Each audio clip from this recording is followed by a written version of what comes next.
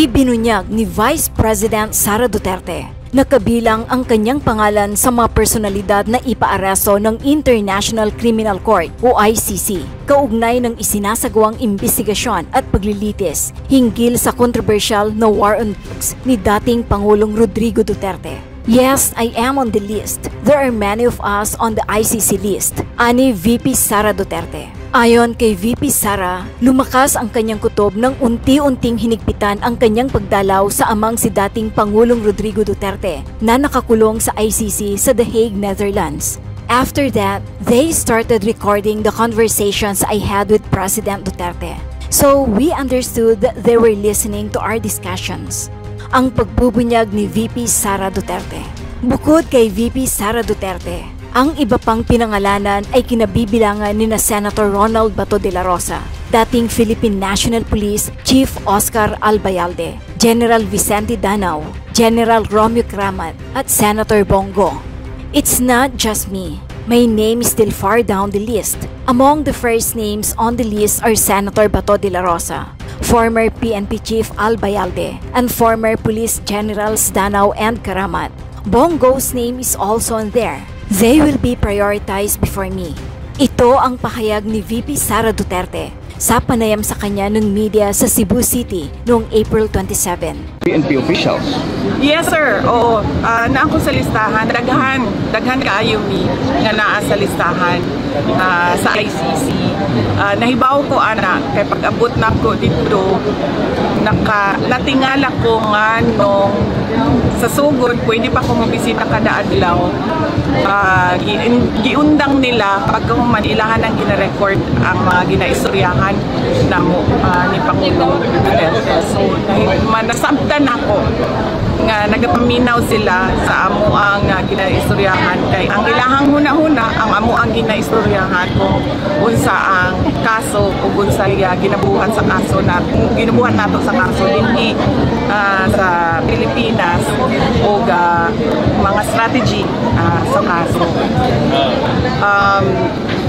Dili lang ako, layo pa ang pangalan dito. Ang nauna mga pangalan dito mao kay Senator Bato de la Rosa, kay katong dating Chief Albayalde, ang katong dating Police General si Danao o Police General si Karamat. Napo dito ang pangalan ni Bongo. Mauna usas ila bago ako. Matatanda ang inihayag ni Senator Ronald Bato de la Rosa na handa na umano siyang humarap sa The Hague, Netherlands kung sakaling mag-issue ang International Criminal Court o ICC ng warrant of arrest laban sa kanya dahil sa pagpapatupad ng madugong war on drugs noong Duterte administration. Kinumpirma niya ito sa Grand Rally ng PDP laban sa Iloilo City nitong Biyernes, April 25. Ayon naman kay International Criminal Court o ICC Assistant to Counsel, Attorney Cristina Conti, napaka-importante ni Senator Bato de la Rosa sa ICC dahil sila umanong dalawa ni dating Pangulong Rodrigo Duterte ang nagpatupad ng war on drugs. It would be impossible without the other, ani Attorney Cristina Conti. Narito naman ang opinyon ni Kabunyog Attorney Enzo Recto, number 87 sa Balota. O ito mga kabunyog, mga kaubayan, mainit na mainit na balita ito ngayon. O ito na yung matagal na nating sinasabi. O ito na inamin na ni Sara. Mismong nakita niya na nasa lista nga siya ng ICC. O yun. Ito na Sa isang interview kay Sara, inamin niya na siya nga ay nasa lista. Ayon mismo na ito kay Sara, galing na mismo sa bibig niya. Ito mga kabunyog mainit na balita po ito ngayon. Si Sara na mismo ang nagkumpirma. Kinumpirma na ni Sara na nandun nga siya sa listahan ng mga posible ng isyuhan ng warrant of arrest ng ICC. Nakita niya daw ito at nakumpirma niya yan kasi nung bumibisita siya sa kulungan ng kanyang amang si Rodrigo Duterte, napapansin niya raw na lagi na siya, parang inaano na siya. Parang minumonitor na yung galaw niya at saka yung mga usapan daw niya ng kanyang ama ay parang nire-record na. So ibig sabihin, hindi na siya tinatrato bilang simpleng kapamilya lang. At ayon dito kay Sara Duterte, nararamdaman niya na talagang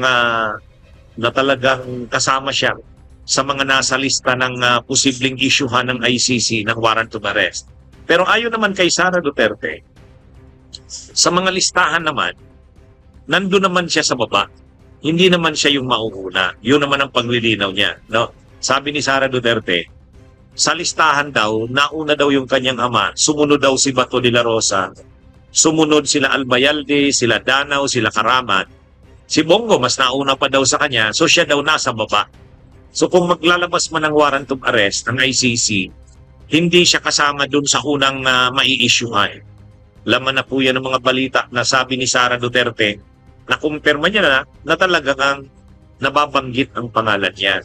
Kumbaga, idiniscuss ko na rin to ng makailang beses. Anong ang involvement ni Sara sa war on drugs ni Duterte? Ang involvement niya, yung nangyari sa Davao City. Kasi yung inimbestigahan ng ICC, yung sinasabing crimes against humanity, hindi naman yan limitado doon sa panahong presidente na si Duterte. Hindi yun. 2016 na yung presidente si Duterte. Pero yung mga nangyaring yan sa war on drugs noong 2011, 2012, 2013, 2014, 2015, sakop pa yun ng jurisdiction ng ICC kasi member na tayo ng ICC noong 2012. Kaya mula noong 2012, sa na po yun, covered na. Yung mga pagpatay doon sa Davao, panahon ni Duterte na mayor siya, sakop na yon. At sa kanong mayor si Sara Duterte, 2013 yata si Sara Duterte. O sakop na yon ng crimes against humanity na ikinaso. Nababanggit si Sara Duterte doon. Kaya ito na, mga kabunyog, mga kababayan. Kaya itong si Sara, kung ma-convict man ito sa impeachment, ibig sabihin matatanggal siya sa vice-presidente at pwedeng perpetually madidisqualify na siya sa pagtakbo. Pero kahit matanggal siya sa pagka-vice-presidente at kahit hindi na siya pwedeng tumakbo sa anumang posisyon o humawak ng posisyon sa gobyerno, kapag lumabas ang arrest warrant ng ICC, makukulong pa rin siya sa ICC. Kaya ito, kahit sinasabi ni Sara Duterte na nasa hulihan siya doon sa lista, mas mauuna na yung mga sila, sabi ni Sara, mauuna sila Bato de la Rosa, mauuna sila Albayalde, at mauuna pa nga sila Bongo. Nandun din daw ang pangalan ni Danao at saka ni Karamat. Kaya, pero ang sabi ni Sara, nasa lower na siyang portion ng lista. Pero kahit nasa lower na portion na siya ng lista, kasi bata pa naman si Sara, ibig sabihin, kahit abutin pa yan ng 5 taon bago lumabas yung arrest warrant sa kanya, arestuhin pa rin siya niya. Pa-aresto pa rin si Sara niya. Posible pa rin siyang makulong sa ICC. Kaya ano talaga ito mga kabunyog, mga kabayan, ito hindi po ito intriga, galing na mismo ito kay Sara. Naramdaman niya raw na siya'y hindi simpleng bumibisita sa kanyang ama na kundi yung bawat ngalaw niya daw namumonitor at posible nga daw na yung usapan nila ng kanyang ama ay nire-record. Kaya sabi ni Sara, mukhang bahagi yun ng pagsubaybay sa kanyang mga galaw. Sinusubaybayan na yung kanyang mga galaw. At nakita niya doon mismo, nababanggit ang kanyang mga pangalan, nakita niya ang pangalan niya pero nasa lower portion. O, paano na yan? Paano na yan, mga kabunyog, mga kabayan? Itong mga DDS dito, na paulit-ulit nagsasabi sa akin, nung dinidiscuss ko ito, sabi ko, hindi, si Sara Duterte nasa lista. Sabi ng mga DDS, ikaw lang nag-iintriga ka na naman, insurrector. Nasaan ang preba mo? O ito, si Sara na mismo ang umamin. Sa isang interview, inamin niya, nandun nga ang pangalan niya. Pero hindi naman daw siya masyado pang nababahala kasi nasa last na daw na portion. Nasa last na daw na portion. Pero binanggit din ni Sara na nandun daw si Bato, si Bongo. O ayan, parang ano pala yan, parang yung mga tao ni Duterte, kapamilya niya, at saka yung trusted niyang alalay na si Bongo, at saka yung kanyang mga generals na naging kasabwat niya sa war on drugs, magsasama-sama sila sa ICC, ano ito mga kunyog, mga kababayan,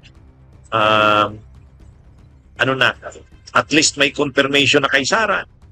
Pero ang sabi naman Sabi naman ni Sara, hindi siya masyadong nababahala kasi nga nasa lower portion na siya ng lista. Mauuna si Bato, mauuna si Albayalde, mauuna si Danao, mauuna si Karamat. Mauuna pa nga daw si Bongo kasi nababanggit din daw si Bongo. Si Bongo naman, alam naman natin yung involvement ni Bongo. Ang involvement ni Bongo, siya yung tagadala ng lista. Siya yung taga-relay ng order ni Duterte para kung sino-sino yung target. Pangatlo, siya yung yung nagbibigay ng mga rewards. Sa kapag nagsasagawa na yung mga target, kapag na-neutralize, ang ibig sabihin nila ng napatay na neutralize ang target, ayun, binibigyan ng pabuya. Ang nagre-reward si Bakpongo upon the instructions ni Duterte. Yan, mga kabunyogan. Ikaw talaga, Raymond Aguirre. Naka-standby na daw yung plano nasa Villar. Sinabi ko na kasi sa inyo, ako hindi naman ako nang iintriga eh. Nung dinidiscuss ko to, sabi ko, malamang talaga si Sara mai-issuehan ito ng arrest warrant. Bakit? Naalala nyo yung diniscuss ko nung isang gabi? Sabi ko si Las Cañas sa si Trillanes. Ito yung mga matitibay na testigo laban kay si Las Cañas kasi sinasabi niya mismo na alam talaga ni Sara yung mga pagpatay sa Davao ng mga Davao Death Squad. So, si Las Cañas yun. Si Trillanes naman yung mga bank accounts. Yung mga bank accounts, si Trillanes naman yun. Kaya nung isang gabi, nung nag-live ako, sinabi ko na to, na malamang talaga mai-issuehan ng warrant of arrest si Sara Duterte. Hindi yun intriga, hindi haka-haka yun. O ito na, kinumpirma na ni Sara. Nandun nga ang ngalan niya sa lista. Pero hindi naman 100% posible siyang ma-issuehan. Ang sabi niya lang, ang sinasabi natin, malaki ang posibilidad. Kaya lang, ang sinasabi naman ni Sara, hindi pa siya na-alarma kasi nasa list siya sa huli. Nasa huli siyang bahagi ng lista. O ayan. O yan mga kabunyog, mga kababayan. Ano ito? Pero, kung makapagsalita pa si Sara ngayon, parang wala siyang problema. Ang dami niyang problema. Inaaway niya si Joel Chua, inaaway niya si Benny Abante, si Valerian. Nagmumura pa siya. Samantalang siya ang maraming problema. Ito na. Si Harry Roque naman. Si Harry Roque, nabalitaan nyo naman na siguro, kinasuhan na formally sa Regional Trial Court ng Angeles City, Pampanga. May formally kinasuhan na ng qualified human trafficking si Harry Roque. Yun. Mag-subscribe at i-click ang notification bell para sa mga susunod na video updates. Maraming salamat po.